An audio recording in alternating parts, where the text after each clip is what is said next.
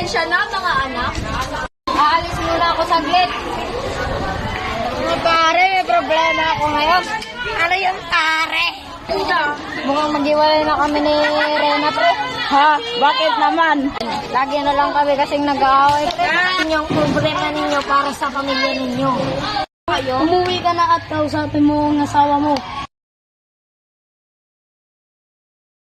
Pasensya ka na, mahal. Nadala lang ako din baka inaamin ko yung pagkakagugulit na to. Buti na lang, pati na sila mama at papa. Salamat at pinatiligan kami ni Lord.